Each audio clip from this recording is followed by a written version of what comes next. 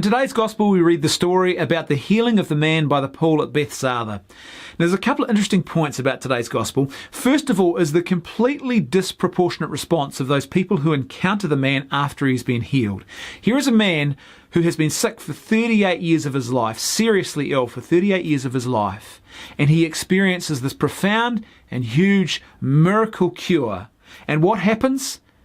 They don't see any of that. They don't see the work of God. Instead, they become fixated on the fact that he is carrying his mat on the day of the Sabbath, and he's not supposed to be doing that according to the rules.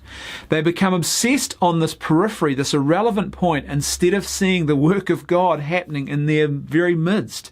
And in many ways, I think this small story really sort of sums up what happened during that closing of the old covenant and the opening of the new with Christ, and that sort of period in between.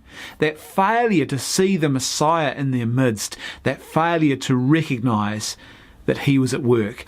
The other interesting point is when Jesus encounters the man later on in the crowd, he says something really intriguing to him. He says, look, go and sin no more, because if you do sin, something worse might happen to you.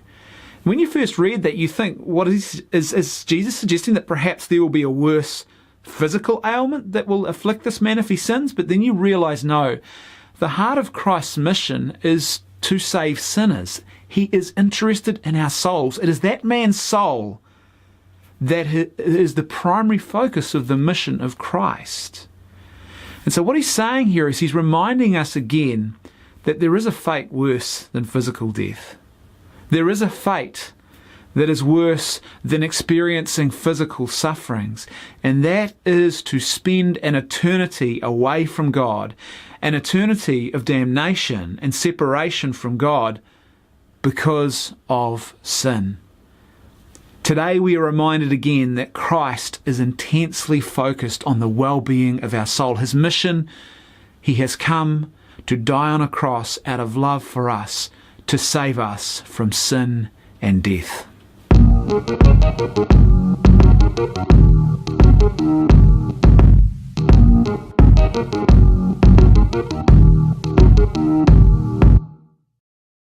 Today's saint quote of the day comes from Saint Basil the Great, and he said this: "From this it is clear that those who pretend to be tolerant because they wish to flatter those who thus fail to correct sinners actually cause them to suffer supreme loss and to plot the destruction of that life which is their true life." This quote really sums up for me what happens in that moment in today's Gospel when Jesus tells the man who has been healed to go and sin no more, or else something worse could happen to him. It's a reminder that the mission of Christ is about the salvation of our souls. It's a reminder that our real life is found in eternity. It's a reminder that there is something far worse that can happen than suffering and than mere physical death, and that is an eternity of separation away from God.